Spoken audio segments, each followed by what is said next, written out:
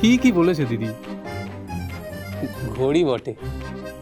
এখানে আসার পর থেকে মাথার ভেতরটা না কেমন যেন বন বন।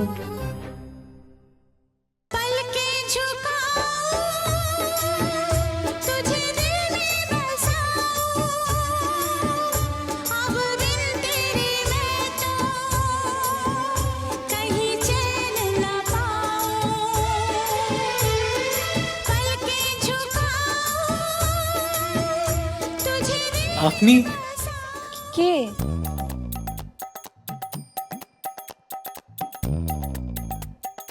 এই তুই কার কথা বলছিস? কেউ তো নেই ওখানে। কার কথা বলছিস তুই?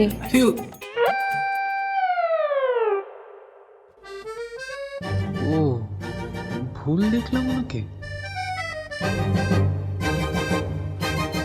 হ্যাঁ ঋত্বিক, তোর ব্যাপার স্যাপার আমার একদম ভালো লাগছে না রে। তুই কি কারো প্রেমে টেমে পড়লি? প্রেম?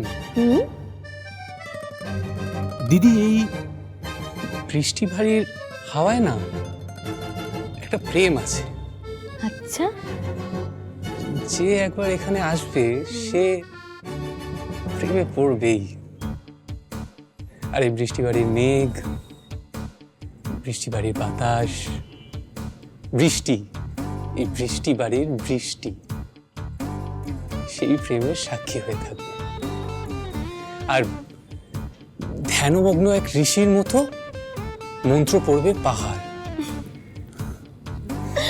এই জানো দিদি, আমার এখানে আসার পর থেকে না আমারও মনটা না কেমন একটা করছে। তাই না? তুই না পুরো পাগল, জানিস তো? বলছি এইসব জায়গাও আপনি খুব ভালো করে দেখে নেবেন। হ্যাঁ ওকে স্যার। আমি কিন্তু ডেকোরেশনসে কোনো রকমের কম্প্রোমাইজ চাই না, বুঝলেন তো? না না স্যার, কোনো অসুবিধা হবে না। I want everything to be perfect. Okay দিদি, good evening. Good evening. Ritik, good evening. কখন গুড ইভিনিং দা ভাই। আসুন, একবার ভালো করে বাড়িটা দেখে নে। স্যার যেভাবে বললেন ঠিক সেভাবেই পুরো ডেকোরেশনটা করবেন, কোনো ভুল ত্রুটি যেন না থাকে। না না, কোনো চিন্তা করবেন না, আমি সবটাই নোট করে নিচ্ছি। এই বাড়িটা আমি স্পেশাল অর্কিড দিয়ে সাজিয়ে দেবো। ওরাও না, ঋষিকে দেখ, ও পারেও বটে। আচ্ছা, আমি কি এখনো বাম্বির মতো ছোট আছি যে এত বড় করে আমার বার্থডে সেলিব্রেট করতে হবে? তাছাড়া আমার তো বিয়ে হয়ে গেছে, এখন লজ্জা লাগে না? তাছাড়া देखा है पहली बार जानम की आंखों में प्यार, अब जाके आया मेरे बेचैन दिल को करार।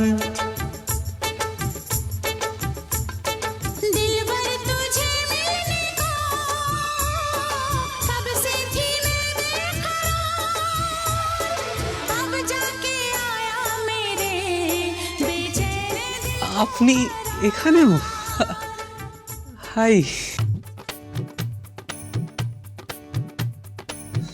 আপনি আমাকে চেনেন? হুমা, আপনাকে চিনবো না? এই তো রাস্তায় কত গল্প করলাম। গল্প? কোথায় বলুন তো? গল্প না, ঋতিক তো আজই বৃষ্টি বাড়িতে এলো, তাহলে ওনাকে চিনলো কি করে? ইভেন্টটা কালকে, আপনার বাইরের লাইটের ডেকোরেশনটা আজই করা উচিত ছিল। আসলে স্যার একটু কাজের চাপ চলছিল, আপনি কিছু চিন্তা করবেন না, যা যা বলেছেন সেটাই হয়ে যাবে। হ্যাঁ দাবাই, থাক না, রাগারাগি করিস না। উনি যখন বলছেন তখন নিশ্চয়ই সময়ের মধ্যে সব কাজ করে দেবেন, তাই না? ঋতিক, ঋতিক, সব কি আজে বাজে কথা বলে যাচ্ছিস তো? আরে দা ভাই, আরে তুই তো জানিস কাজের সময় আমি এইসব মজা একদম পছন্দ করি না। I know. তাহলে আর কলকাতা থেকে তো তুই আজ এখানে এলি, তাই এই লোকটাকে চিনিস কি করে? আরে দা ভাই, তুই ব্যাপারটা বুঝতেই পারছিস না। আমি ওকে চিনি, আমাদের রাস্তায় দেখা হয়েছে। আরে দা ভাই ও তো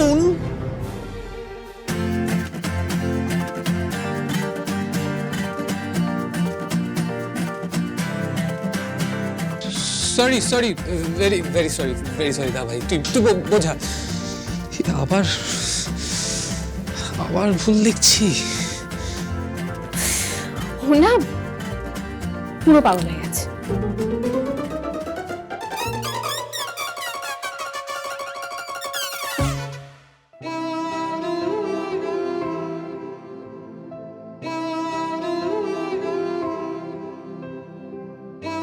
যে জিনিসটা নিয়ে চিন্তা করে কোনো সলিউশন পাওয়া যাবে না সেটা নিয়ে অকারণ দুশ্চিন্তা করে শরীরটা খারাপ করবার কোনো দরকার আছে কি? দুশ্চিন্তা না করেও তো কোনো উপায় নেই। বয়স হয়েছে তো আমার, রিসর্টে তো আর এখন নতুন করে চাকরিও পাবো না। আরে 50,000 টাকা ওই দিয়ে কোথাও জমি কিনে দোকান করব তাও হবে না।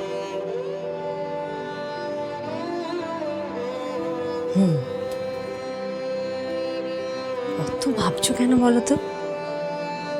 আমাদের পিহুর রান্নার হাত কত ভালো বলো দেখি।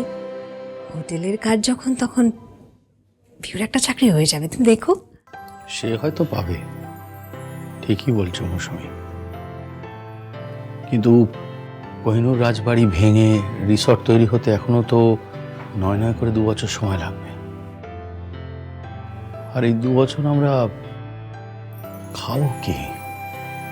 আমি ভাবছিলাম ওই কালকে একবার শিলিগুড়ি যাবো, যদি কোনো দোকানে টোকানে লোক নেয় উঠে বললেও তো একটা পয়সা করি আসবে, টাকা পয়সা আসবে না? কেন মেশো, আমি কি মরে গেছি? পিহু, এ কি ধরনের অলক্ষণে কথা বল সন্ধ্যেবেলা? বলবো না আমি থাকতে তোমরা এরকম চিন্তা করছো? মিশোর মুখটা দেখো তো একবার, মনে হচ্ছে এক্ষুনি একটা শরীর খারাপ বাঁধিয়ে বসবে। এই দেখো, আমি তোমার ফেভারিট ক্রিম রোল নিয়ে এসেছি। এই ক্রিম রোল? তুমি না বলো মন খারাপের সবচেয়ে ভালো ওষুধ হলো খাবার।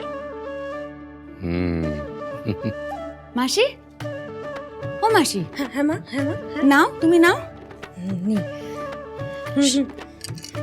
শোনো না, হোম ডেলিভারির জন্য তুমি তো এত ভালো ভালো রান্না করো, আজ আমার মেশোর জন্য জমিয়ে একটু রান্না করো তো। ওই যে বলে না, জ্বরের ওষুধ আদর সেবা, বদের ওষুধ মার, মন খারাপের আসল ওষুধ ভালো মন্দ খাবার। মেশো, যতক্ষণ আমি আছি তোমাদের কোনো চিন্তা করতে হবে না। তুমি ঘরে যাও, নিশ্চিন্তে রেস্ট নাও, বাকিটা আমি দেখে নিচ্ছি। সে নয়, ঠিক আছে, কিন্তু অনুষ্কা মায়ের কাছে শুনলাম যে তোমার শর্মা ট্রাভেলসের গাইডের কাজটা নাকি আর নেই। অনুষ্কা এই কথাটা বলে দিয়েছে? উফ, এই মেয়েটার পেটে না কোনো কথাই থাকে না। ভাগ্যিস অনুষ্কা বলে দিয়েছিল, না হলে মা তুমি যা চাপা, তুমি কোনোদিনই কথাটা বলতে না। হ্যাঁ রে মা, সবকিছু আমাদের থেকে লুকিয়ে একা একা আর কতদিন জ্বলবি বলতো? আচ্ছা, এই যে বিপদ, এটা তো আমাদের সবার বিপদ। তাহলে এটা থেকে বেরোনোর রাস্তাও তো আমাদেরকে সবাইকে মিলে ভাবতে হবে, তাই না? কাউকে কিচ্ছু ভাবতে হবে না, আমি আছি তো মাসি। বলেছিল না? দেখুন, আপনাদের দোকান পিছু 50,000 টাকা, আর এই রিসর্ট তৈরি হলে 35 বছর বয়স অবধি লোকেদের চাকরি। এর চেয়ে বেশি আমি কিছু করতে পারবো না।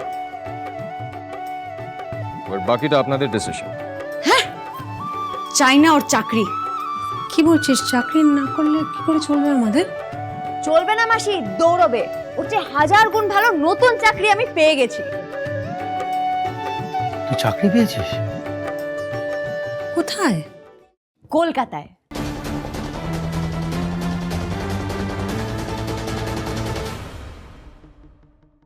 দিদির জন্মদিনের বাঙালি খাবারের অ্যারেঞ্জমেন্ট হয়ে গেছে। হয়ে গেছে? কোথায়? সেটা তো কাল গেলেই দেখতে পাবি। এত অ্যারেঞ্জমেন্টস ওরা পারবে? তবে আমি তোকে এইটুকু গ্যারান্টি দিতে পারি, ওই লোকটাকে দেখে না তুই একদম চমকে যাবি দি ভাই।